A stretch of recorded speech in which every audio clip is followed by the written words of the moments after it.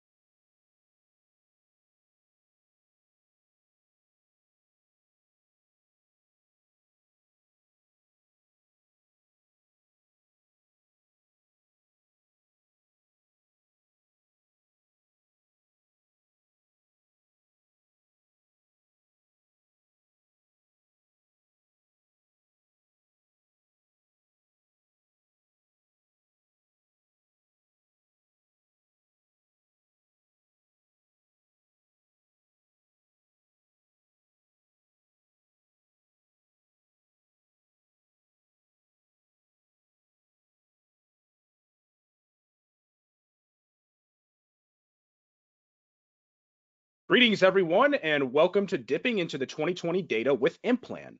The 2020 data year is now available in the IMPLAN application. As you can imagine, this data year is going to have some unique caveats that will reflect the state of the national economy during a global pandemic. In this presentation, we're going to cover some of the weirdness that is evident in this new data set, why that weirdness is there, and considerations for using it in your economic impact studies. We're even going to dig into the hospitality sector as an example to see how their unique challenges can be seen in this data. So quickly, I am Michael Neely. I'm the education support specialist here on the education services team at IMPLAN, and joining me are some of the big guns here on our team to lead our presentation. Dr. Candi Clouse, who is the Director of Customer Success and Education Services, as well as Dr. Jenny Thorvaldsen, who is the Chief Economist and Director of Data Development for IMPLAN. During this presentation, if you have a question about anything that we've presented, just make sure that you have your control panel open by hitting that orange arrow, and then from there, utilize the question box functionality to pose your question. At the conclusion of the presentation, our presenters are going to do their very best to answer as many questions as possible. But remember, if we do not get to answer yours within our allotted time frame, that we're definitely planning on getting back to you personally. Also note that this presentation is being recorded, so if you want to revisit it later, the video will be posted on our support site as soon as we can get it up there. And without further ado, I will go ahead and pass the mic off to Jenny so she can kick us off. Jenny? Thank you, Michael, and welcome everyone. Thanks for being here. I'd like to begin by mentioning that for those of you who may not be super familiar with IMPLAN, the IMPLAN produces data on an annual basis, making use of the most recently available government data and thereby reflecting year-to-year changes in the economy. And we use raw data from a variety of government agencies and programs for various geographic levels, ranging from zip codes to counties to states and the US as a whole. And while we've been doing these data releases for over 30 years, we do make some changes and updates every year, be it due to changes in our raw data sources or a new raw data source is available to us, or we make improvements to our methodologies over time as we learn new things. So there are annual changes to the data, and because of this, we put out on our website and release notes, documents that accompany each new data set. And so those entail or detail some of the changes in the raw data. And so I'm going to talk about those today. I'm going to begin by talking about some of the changes to the raw data. First, some of the changes that have nothing to do with the pandemic, and then a couple of changes that are very specific to the pandemic. I'll then take a peek at some of the 2020 IMPLAN data at the US level to show how the changes that took place in the US economy in 2020 are reflected in the 2020 IMPLAN data. Then I'll pass it off to Candi, who'll go into a more local example, and then some very important considerations in terms of using the 2020 data for impact analyses and contribution analyses. Okay, Candi. Thank you. So I'll begin with the non-pandemic related changes to the data. I want to mention that you all know that the 2020 decennial census happened last year, and well, I guess in 2020, and we were able to incorporate some of the new data. Now, by the time we needed the data from what we used from the census, not all of the decennial census was out yet. So we were able to use some of the population data for at the national level, the state level, and for our Puerto Rican data set. By the time we needed the data, the county level data weren't out yet, and we also use the Census Bureau's data for household counts, and the new decennial census data for those were not out yet either. So we just used our regular normal annual data procedures for those pieces, and that involves still data from the Census Bureau, but it's survey data rather than data from that decennial census. So next year we will be incorporating, in next year's IMPLAN data, we'll be incorporating the rest of that decennial census data, assuming it will all be out at that point. Also, sometimes we get new counties, we lose counties, counties change their names or their FIPS codes, and we had such a case this year. The Valdez-Cordova census area in Alaska was split to form two new counties, the Chugach census area and the Copper River census area. So the 2020 data will have those new counties in there. All right. Okay, now we're going to turn to some of the pandemic related changes to our raw data that we use. So you all are aware that there was some stimulus to businesses related to the pandemic. There was the Paycheck Protection Program. And so those were loans to businesses, but the idea was that most businesses would not have to pay those back. So while technically loans, they were treated as a subsidy by the BEA, Bureau of Economic Analysis, from which we get a lot of our data. And because they're treated as a subsidy, they show up in the BEA data as a reduction in TOPI and an increase in OPI. So just without going too deep, just to give you a quick overview, TOPI is taxes on production and imports net of subsidies.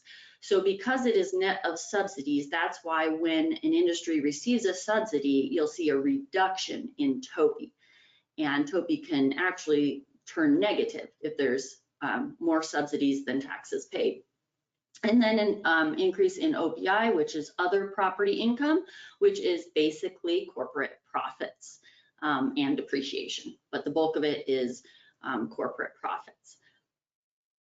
Okay, and so in the NEPAs, the PPP loans to businesses that are forgiven are classified as a subsidy, as I mentioned, but if for any reason a loan had to be repaid, then it is treated as a loan, and it will be treated in the NEPA data and the BEA data just as all loans would be. And so it would just be treated normally like that.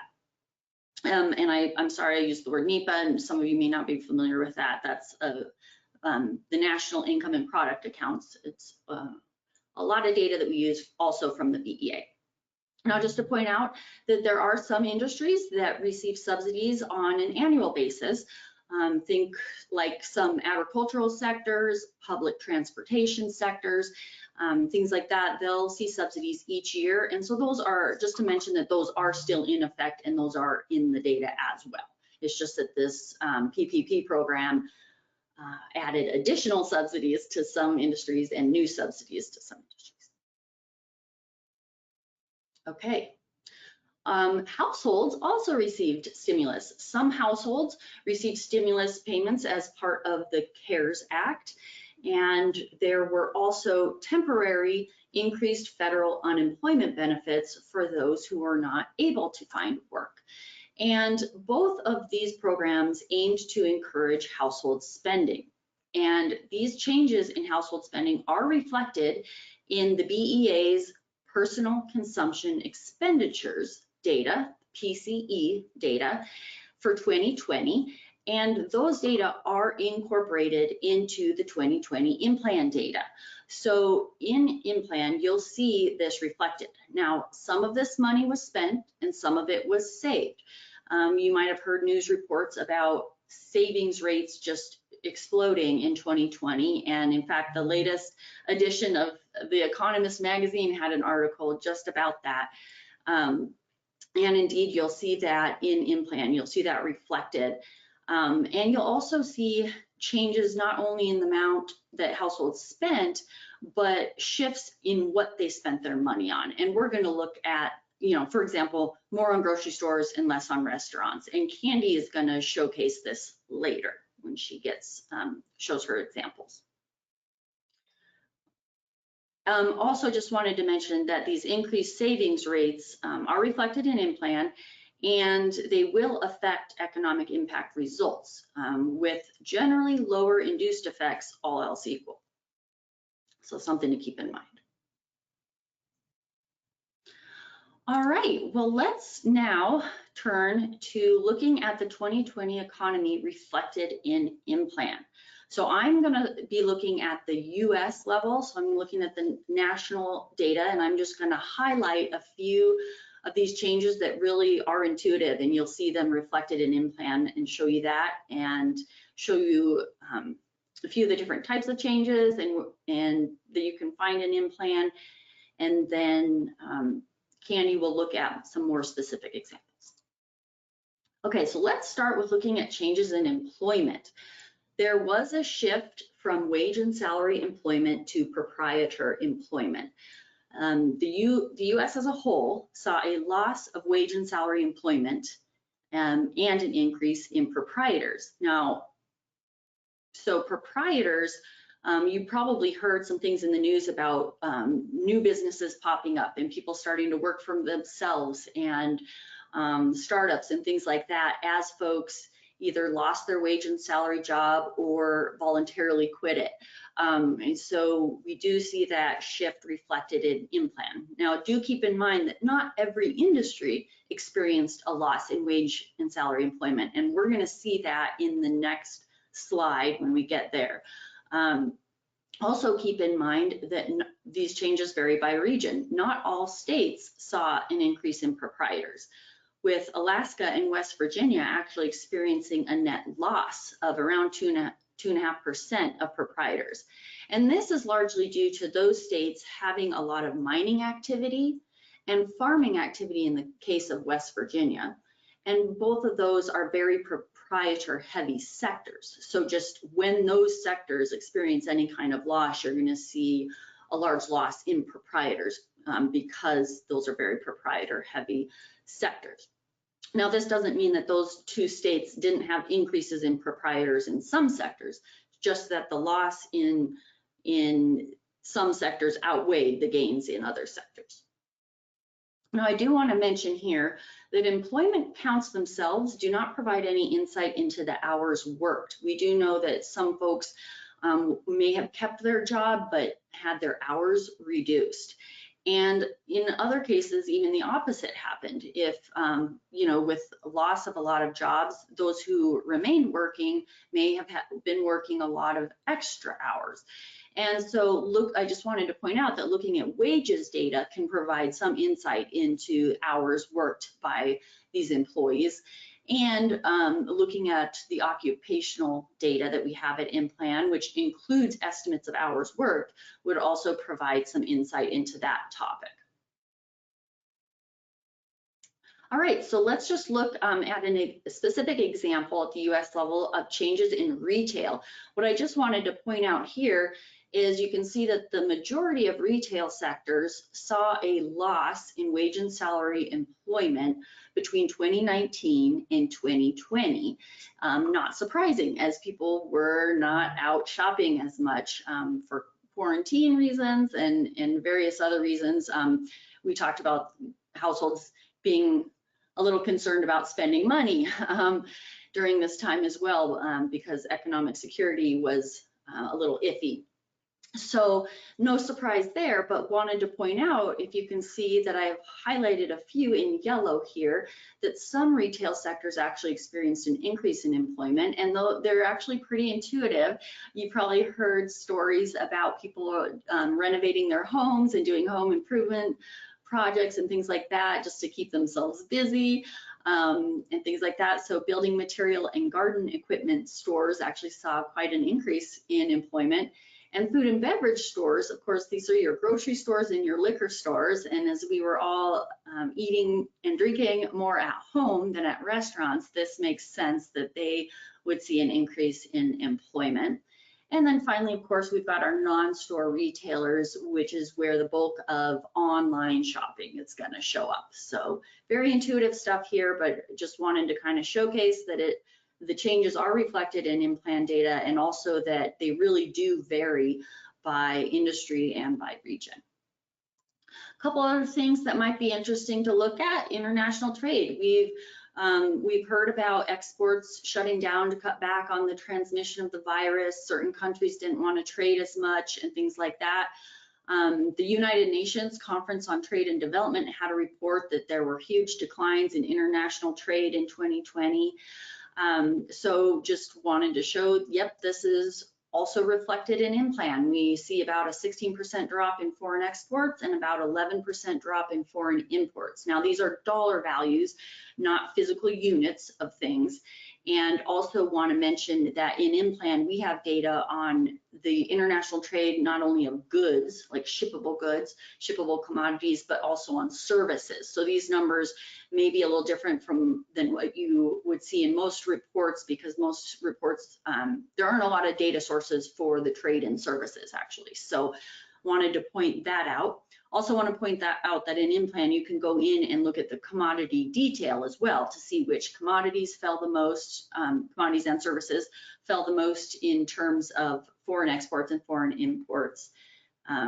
So this is just an overview. All right, what else could we look at that might have changed between these 2 years? We already mentioned changes in household spending. Candi's going to look at kind of the shifts in what households spent on. Here I'm just showing you that at the US level, the overall values, and indeed there was about a 3.5% reduction in total household spending. Now, during that time period, there was actually an increase in the number of households in the US. So it actually makes more sense to look at household spending per household. And when you do that, you actually see about a 5% reduction in household spending per household. And the Federal Reserve Bank of Kansas City reported that consumer spending declined and shifted in response to the pandemic. So not only did consumer spending fall, but what we're spending money on also changed. And Candi will give more insight into that later. What else could be of interest? Definitely population shifts. You know, as folks were able to, some folks were able to work from home, they might have moved to a different location or a second home or thing like that. And that's reflected in IMPLAN. For example, you'll see higher percentage population growth in the Rocky Mountain West, in Texas, South Carolina, Delaware, Florida. And there's actually a little bit of a population decrease in some states. And you can see that in IMPLAN. I wanted to point out there may be some interest in changing commuting patterns for similar reasons. People are changing where they live and working from home more and things like that. I wanted to point out that the raw data that gives us counts on people working in one county and living in a different county. It's called our journey to work data. It only comes out every few years, and we did not get new journey to work data when we were processing the 2020 IMPLAN data. However, the movement of employee compensation, basically employee earnings, among counties will reflect shifts in employment and earnings at the county level. So there will be some change due to that, but not due to new journey to work data. Some folks will be interested in wages per worker. Just a note of caution there, and something that might not be intuitive. Some of you may have heard and seen reports that wages per worker actually increased in 2020, which was not intuitive and very surprising to some folks. But when you think about it a little deeper, it makes sense. It's not that folks received raises in 2020, it's that at a higher percentage of the jobs that were lost were lower hours, lower wage earning jobs. So the jobs that remained were higher earning jobs, and that lifted the average wages per worker. So just a note of caution there if that's something that you're looking into. Also, there, of course, nowadays, the topic of inflation is very popular and important, and all that to talk about, and just wanted you to know that the Bureau of Labor Statistics Employment Projections Program puts out inflation rates and each year, and we incorporate those into the IMPLAN data. So we do have updated, in IMPLAN they're called deflators, but of course it's deflation or inflation depending whether it's less than one or greater than one, two sides of the same coin. But so we do have updated deflators in IMPLAN that take into account that updated BLS data on inflation. Okay. I will now hand it over to Candi to go into some more local examples and some important considerations in terms of using the 2020 IMPLAN data for analyses. Thank you so much, Jenny. Now that we've seen some of that US data and some of those big picture considerations, let's dig into the scene in New York City. We can head into the region details section in IMPLAN and look at all sorts of interesting pieces of data. So again, looking at the New York City metropolitan statistical area, we see overall employment changes, a 10% decrease in our wage and salary employment and a 3% increase in proprietor employment. So not only were New Yorkers staying home, but tourism in the Big Apple also pretty much halted. We can look at the industry side too. The overall economy of New York City lost $52.6 billion in output between 2019 and 2020. But again, as Jenny pointed out, we see that grocery stores actually saw an increase of about 1.2 billion.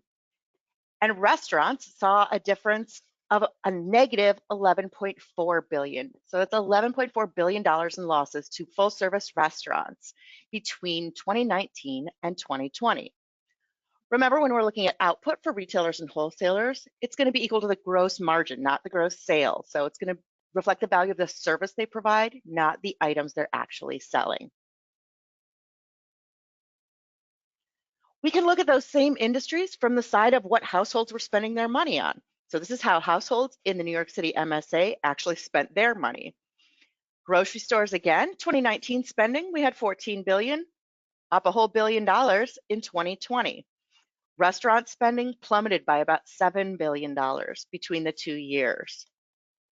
Okay, overall spending of $52 billion of lost change between those 2 years. Another thing we can dig into is the spending by households on specific commodities. So here we have household spending on beer, right? A lot of people were choosing to drink at home as opposed to going to our restaurants and bars. We saw that. But what about that consumption at home? So this is showing the spending by household income group on the commodity for beer, ale, malt liquor, and non-alcoholic beer. So overall, beer purchasing by households was down 6% between the 2 years.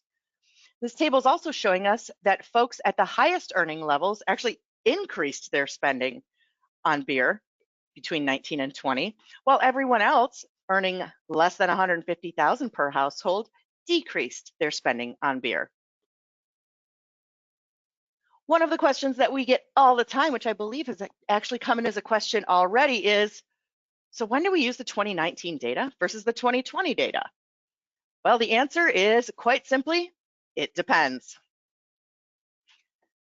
If you want to look at events that happened in 2020, by all means, use the 2020 data year. Also, if you want to look at industry contribution analysis using the 2020 data year, that's a great way to gain insights into the COVID economy. Run your analysis of 100% contribution of your industry of interest and see the effects that are supported by that industry during that pandemic year. When using the 2020 data year, you always want to add as much information as possible to your event in the advanced menu. This process is even easier now with the addition of that new event type in IMPLAN, the Industry Impact Analysis Event Detailed, what we like to call IIA. With the Industry Impact Analysis Event type, you can specify any value in the industry's Leontief production function as your event values. You can even customize the spending pattern within that event type. This is especially useful when you want to examine the effect of a business in 2020 because we know it was such a crazy year. Whenever you're using the 2020 data, do consider adding a footnote to your report or presentation that notes that you use that 2020 data set and a disclaimer about what caveats there might be within that, noting that this was hopefully the worst of the pandemic.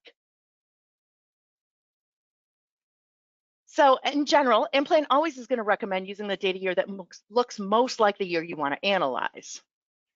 Because of the uniqueness of that 2020 data year in IMPLAN, it is very possible that this data does not at all reflect the economic conditions that you're trying to model. So you want to keep that in mind when deciding whether or not to use the 2020 and maybe consider using that 2019 data. Using the 2019 IMPLAN data set might be the best option if you're trying to model a change before the pandemic or anything occurring after 2020. My personal favorite, however, is to use both. You can run an analysis in the 2019 data, run it in the 2020 data, and show the potential range of economic impacts. Running your analysis in these 2 years, maybe you could take an average of the two, will show an economy that's something in between what we knew as the normal in 2019 and what was the chaotic 2020.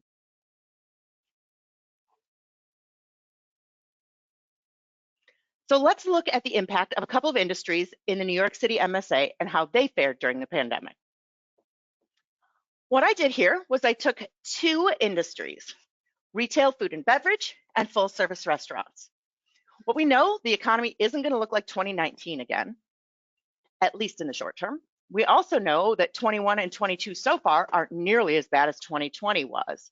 So what we think the true economic picture for running an impact in 21 or 22 is going to look like, it's going to lie somewhere between the 2019 and 2020 data sets. So here I used an industry contribution analysis to analyze the contribution of these industries in both the 2019 and 2020 data years. So let's pop into IMPLAN and see how I set this up. So on our impact screen, I simply have 2 events here, both industry contribution analysis, one for our retailers and one for our restaurants, both set at a value of 100%. On the right, I have 2 groups, the same New York City MSA in both of the groups. On the top, I have data year 2019. On the bottom, I have data year 2020. The only difference between these 2 is the data year. I'm going to look at my impacts as if they are happening in 2022 for both. And then I'm going to look at my results in terms of 2022 dollars as well. So I can compare those 2 apples to apples. Okay, so I simply grab these 2 events and pop them over into my 2 groups, and then I can run my analysis. In this case, I've already run it, so I can pop over and I'll grab my results. I put these into a table here, so it's very easy for us to view. Our 2019 contribution shows 730,547 employees supported by these 2 industries, with about $87 billion in output. Looking at our 2020 results, we see only 557,729 employees supported, with only 67 billion in output. So as I mentioned, what I like to do is look at these as that range, somewhere between 19 and 20, or the average, simply taking an average of those 2 years. So in this case, I would say supported approximately 644,000 jobs and $77 billion in total output. We aren't seeing those higher values that we saw in the 2019 data, but we aren't seeing the super low values from 2020 either.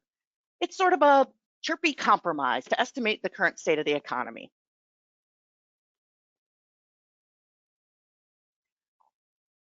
So a few final thoughts as we wrap up today's presentation and open things up for questions. Our goal at IMPLAN is always to publish data that are as accurate and reasonable as possible. Therefore, IMPLAN data are not adjusted to be smooth over time. You're going to see those giant blips in the data as things in the economy shift and change. With that in mind, there's some things to remember when we look at the household spending. Reiterating things that Jenny talked about right at the beginning, there were changes in the household spending and savings rate, which reflected what households did with that stimulus money and unemployment benefits. Changes in the relative amounts that households spent among various commodities is captured in the 2020 data, as households spent about 4% less across the US. Those gains in household income from the stimulus and unemployment benefits are accounted for in the relationship of spending per dollar of new income. But remember, IMPLAN's not going to assume that households receive more payments from these sources in any analysis that you run. Government payments are not by default internalized in the IMPLAN multipliers. So if you want to look at any of those gains in household income, you can utilize a household income event in the model and use the specific commodity purchases as events. Remember too that even with the fiscal efforts to support household spending and encourage the economy to rebound, there were those exceptionally high personal savings rates in 2020 as people spent less money due to being stuck in quarantine, concerns over economic security and job losses. So those increased savings rates will be applied to income that's analyzed in IMPLAN. So all else equal, this is going to lead to lower induced effects. Looking at the industry side, we know that some industries lost while some industries gained. While we didn't go into our furniture stores, we did a lot more online shopping. Remember everybody running out of toilet paper? 2020 was a weird year that we're likely going to be footnoting for years to come. Many industries shut down, even temporarily, decreased workforces. Some pivoted their entire business model. Many spent less on overall intermediate inputs, and some saw international and even domestic markets dry up. Cities and states also followed very different paths in terms of issuing and enforcing stay-at-home orders. Places with stricter regulations saw less folks out. Therefore, many non-essential retailers were really very hard hit. Also, many businesses took advantage of the Paycheck Protection Program, that PPP. These loans show up in IMPLAN as reductions in taxes on production and imports, or what we like to call TOPI, and that's offset by the gains in OPI, other property income. You'll see that many industries have negative TOPI when you look at the industry details, and this is going to show up as negative tax results. If we look at just an example of doctor's offices in 2020 in New York City, they had $34 billion in output, but negative taxes. So what I ran here is a contribution analysis of offices of physicians in New York City for 2020.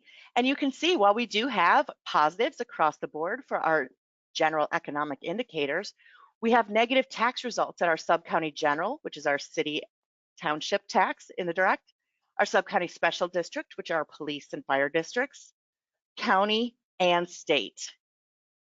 So only the federal government had a positive, but all told, we have a negative, a much lower total tax impact than we would expect to see.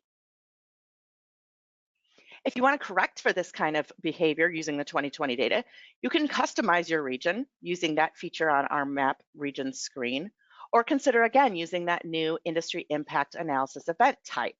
and entering all the known values of the production function. Remember also that there were noticeable shifts from the wage and salary employment to proprietor employment. Many folks took the opportunity to go out on their own as part of that great resignation that we're still experiencing. We saw that drop in foreign imports and exports.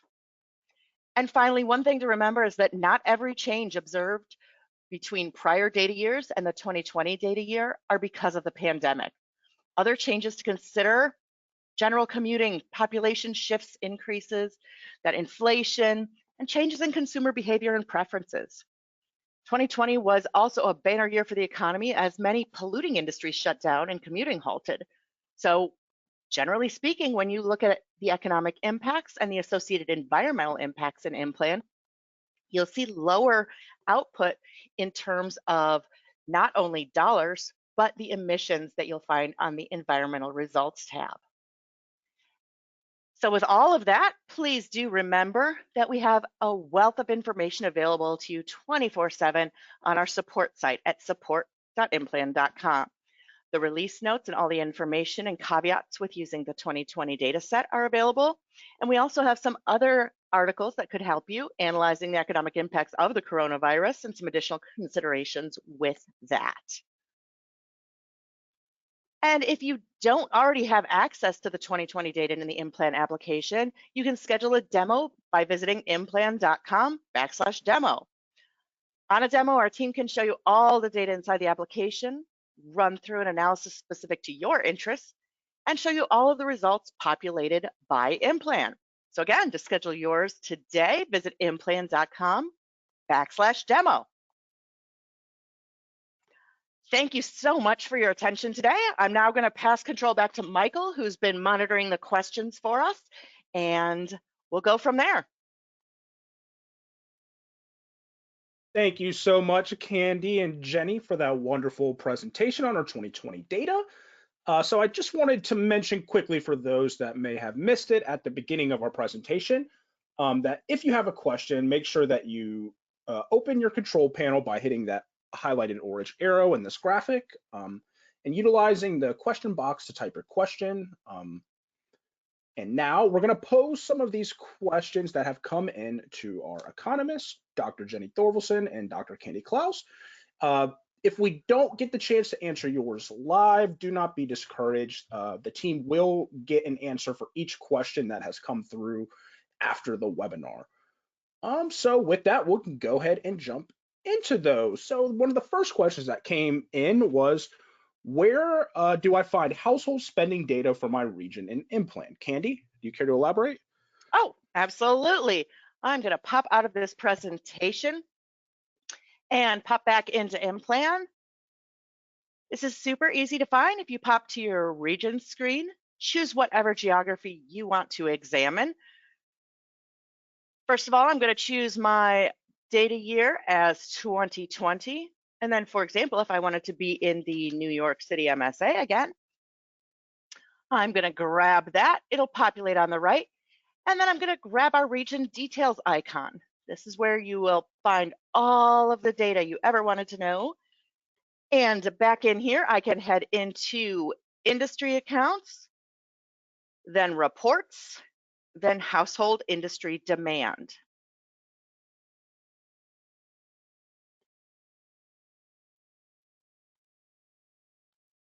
This is going to show me my different household levels. Those earning between 0 and 15K, 15 to 30, etc., all the way up. And they're spending across industries here.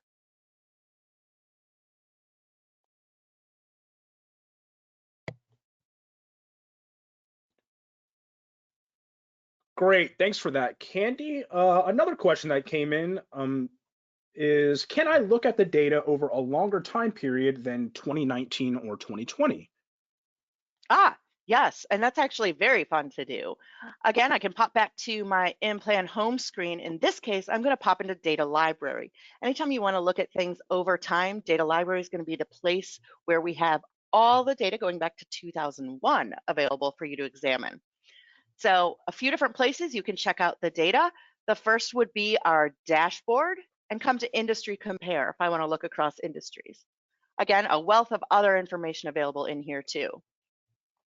This is going to default to showing 2001 to 2020. What do we have? Employee compensation for the state of North Carolina. So you'll get a trend line, and then overall, we have employee compensation values down here. So if I wanted to change that and look at something like output or total employment, and maybe I wanted to look at both North and South Carolina, for example, I can just change my filters just like I'm used to seeing on the other side of the application and click that refresh button. I'll get then 2 lines over here on my year over year, and you'll get to see that North Carolina is a little bit bigger than South Carolina. My map will shift, and I will get an updated table at the bottom as well.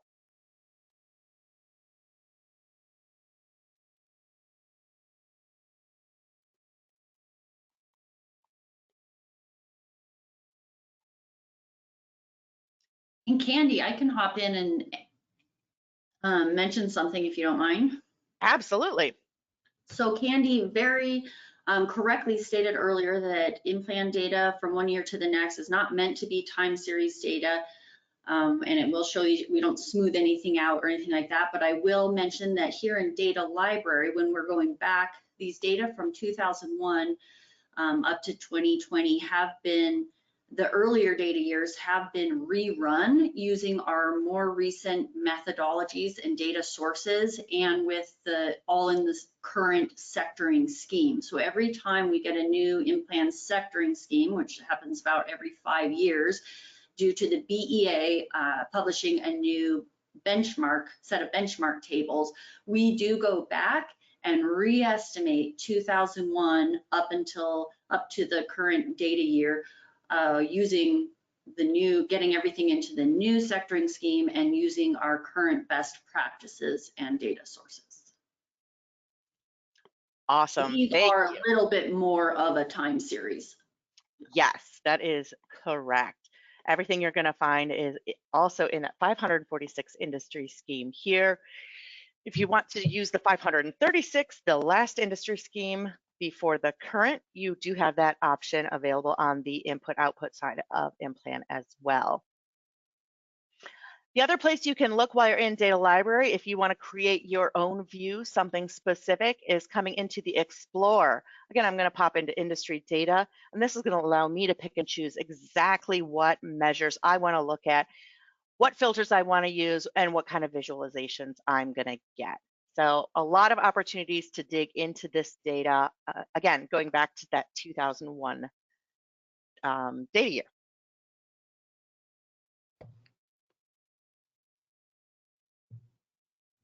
Awesome, Candi. Thanks for that quick data library demonstration. The next question that we had come in was, what is the difference between the 2020 annual data set and the COVID Q2 and Q3 data sets? Yes, good one. You want to take this, Jenny?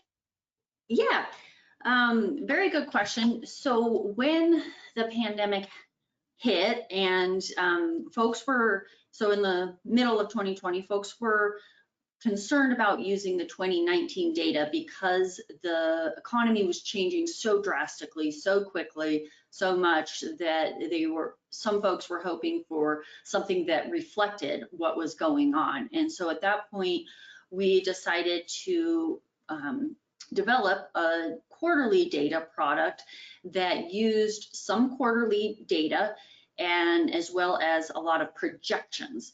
And so we created that to give folks, I guess, a little bit, some IMPLAN data that were more reflective of what was going on currently. Does that answer that question? Yeah, I would just add in, now that we have that full 2020 data set, there's really no need to be using the quarterly data set anymore. Yes, and I will, thank you for mentioning that, Candi, and I will also say those quarterly data sets, we provided a few of those.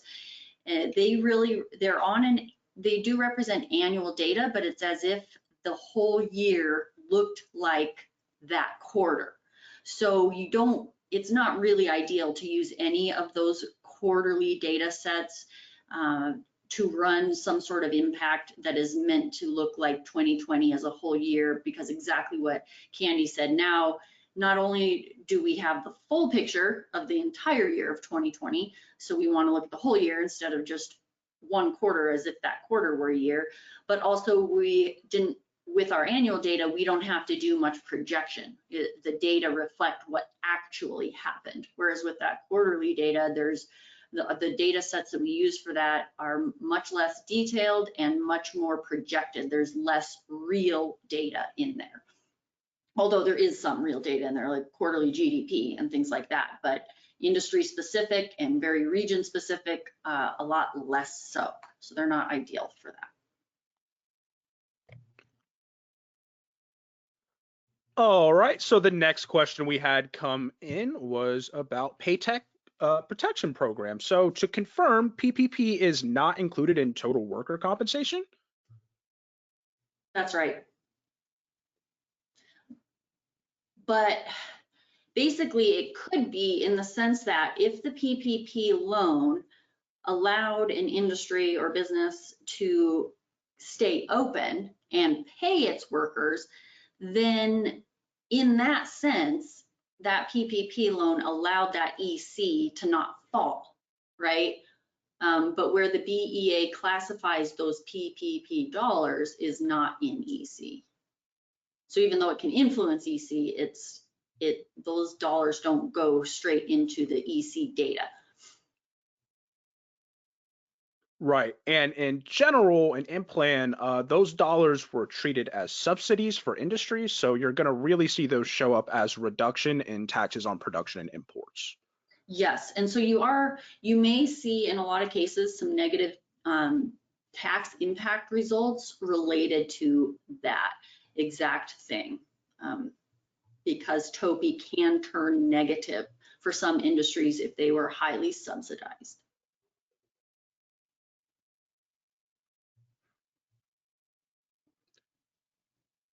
Okay, another question that came in was regarding whether or not we'll have this information written up somewhere for future use, because I am sure I will not remember all of this. Naturally so, there was a lot of information covered here, but fear not, on that same landing page on our support site where you registered for this presentation, here soon, as soon as we can get the video processed, we will update that page from a registration page to just a landing page with the recording of today's session. And as you can see, Candi just walked you through quickly how to get to that. And if you check the chat box, I will be placing a direct link to that page there. So be checking this page in the coming hours for the recording of this presentation.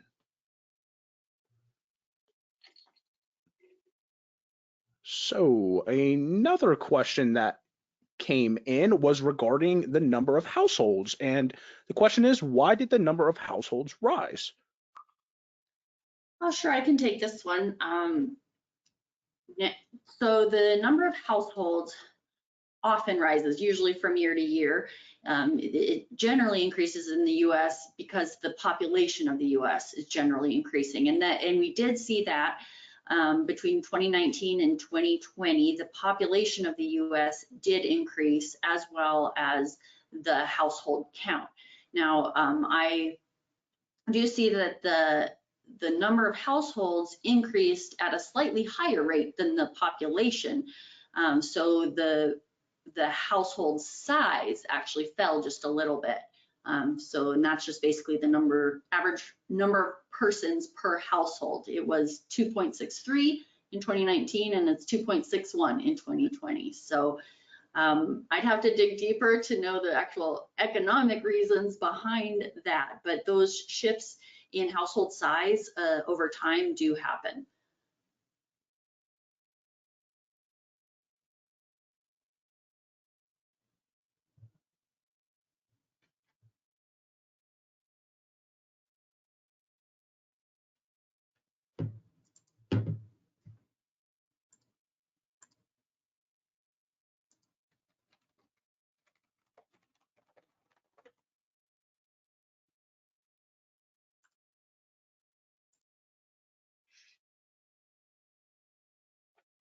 Michael, do we have any other questions that came in? Yes, so one that just came in is regarding non-store retail. And they would like to know, is there any way to drill down further into the data relative to household spending?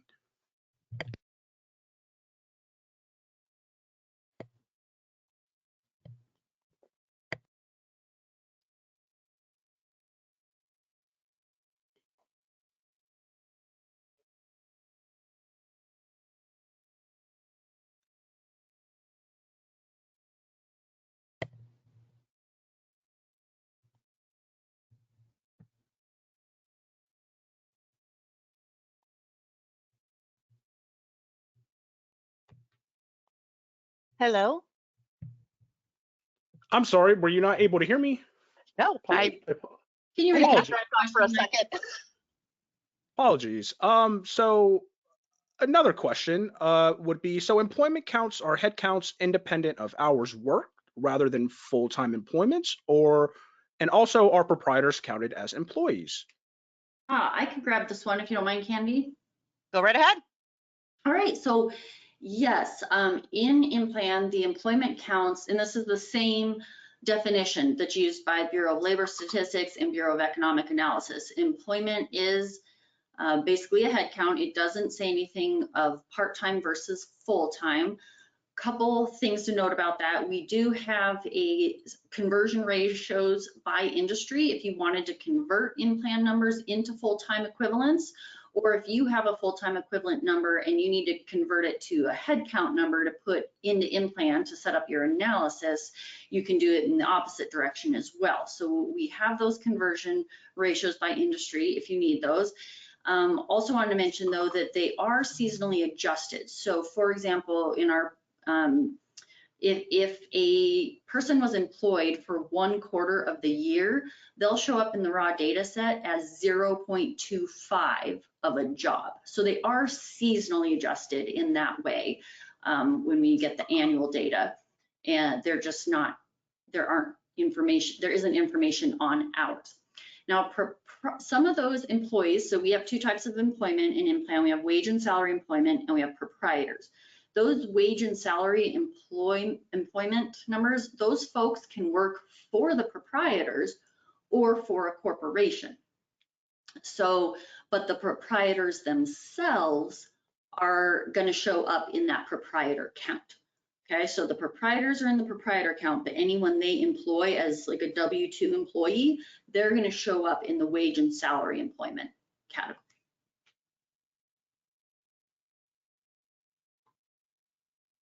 All right, and I think I got the last question that came in regarding non-store retail. Is there any way to drill down further into the data relative to household spending? I'm going to guess that that question is looking at specifically what the spending was on, and that we can easily do in IMPLAN. Coming in again to our region screen, picking whatever region you want to examine. So here I'm going to look at North Carolina 2019. I could also go ahead and grab North Carolina 2020 at the same time. Popping in to region details. And again, I can come into my industry accounts, reports, household industry demand. This is going to show the commodity purchasing. So what we were buying in 2020 as households, again, this being North Carolina. And I could compare this to 2019 if I wanted to see changes across those. With any of these tables, anytime you have a table show up in IMPLAN, in the upper right, you'll see those ellipses show up. This will allow you to download the data into Excel.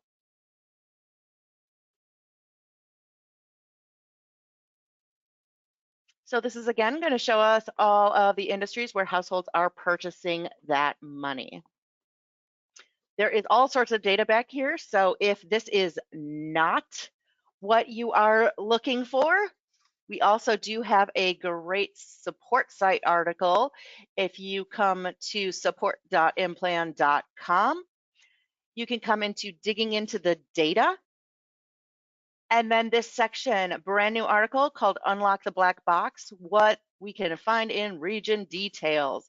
This is going to go over all the different things you can find in region details and some of the questions that are answered in different sections as well. So if I didn't quite hit the nail on the head with what you were looking for, pop in here. And if not, you can always email support@implan.com with any of your questions as well.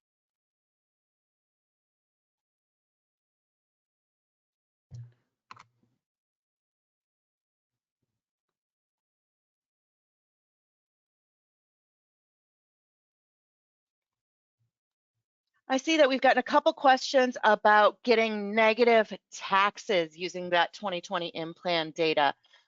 This is a super nuanced thing, and you will see that in certain industries. Again, we're seeing that TOPI is where all the PPP money show up. But again, because this is so nuanced, if you want to look at something specific, if you have the question already posted here, we'll follow up with you. If you haven't posted a question, but you do want to ask something about this, again, please email support@implan.com with your scenario, and we will get back to you.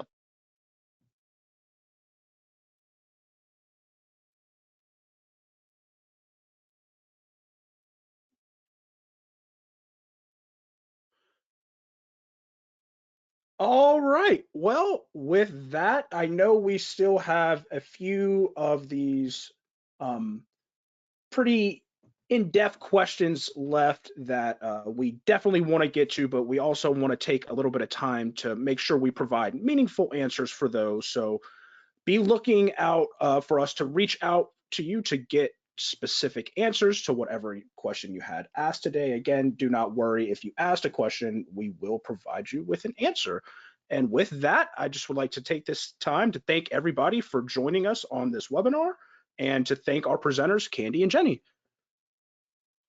Thank you all so much. And again, any questions that we didn't answer live, we will have one of us or someone follow up with you within the week. So thank you all so much. Thank you all. Thank you, Michael and Candi.